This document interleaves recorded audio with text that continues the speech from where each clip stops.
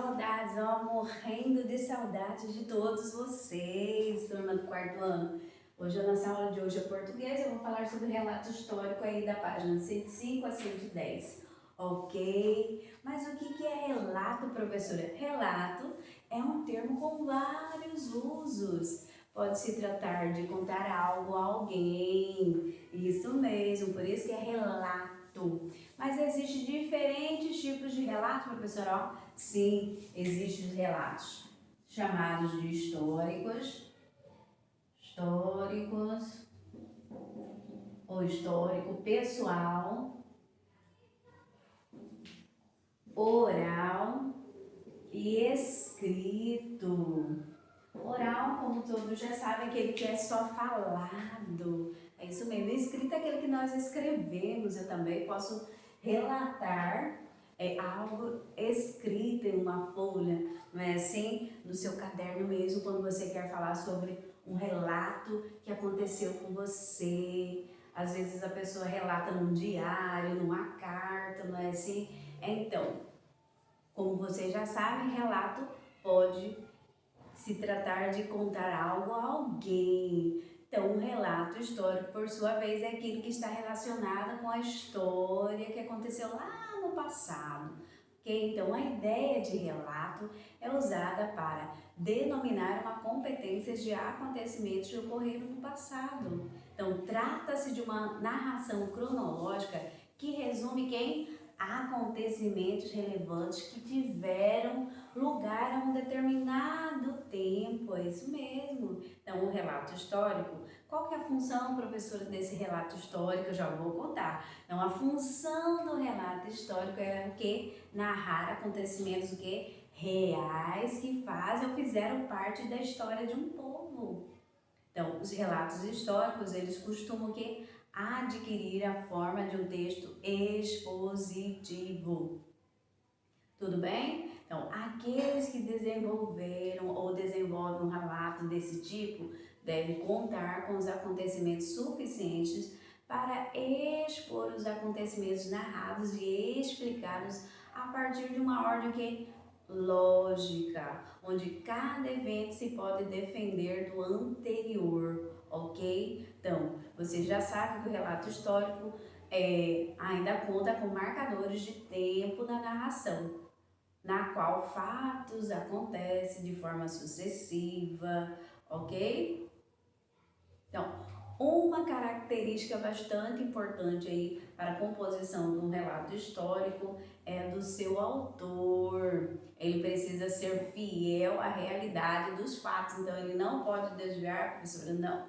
Ele tem que ser fiel ao que ele escreve, além do que as fontes utilizadas por ele precisam ser totalmente o quê? Confiáveis, evitando que apresente um relato que não seja verídico, que não seja o que? Verdadeiro, tem que ser verdadeiro um relato, ok? Então, o relato pode ser, eu posso contar a minha vida, professora? Sim, é um relato pessoal, quando você conta da sua vida, ok? É importante conhecer que na hora de levar o que?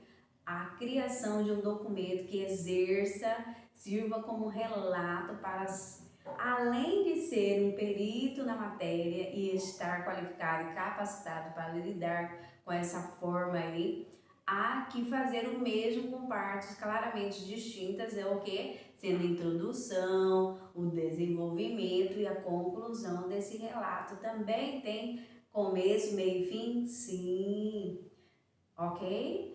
Então, e o relato pessoal, professor? O relato pessoal é uma modalidade textual que apresenta o quê? Uma narração sobre um fato ou acontecimento marcante na sua vida ou na vida de uma pessoa. Então, nesse tipo de texto aí, podemos o que? Sentir as emoções, os sentimentos expressados pelo narrador, dando ao narrador o quê?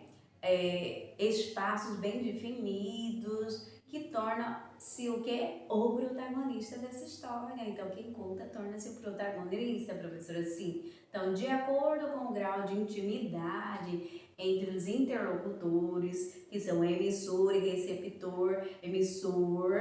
receptor, quem recebe, Então, o emissor, ele transmite, não é assim? E para fazer-se o que é o seu entendimento. Então, a linguagem utilizada no relato pessoal pode ser o que? Formal ou informal. Vocês sabiam disso aí? Isso mesmo.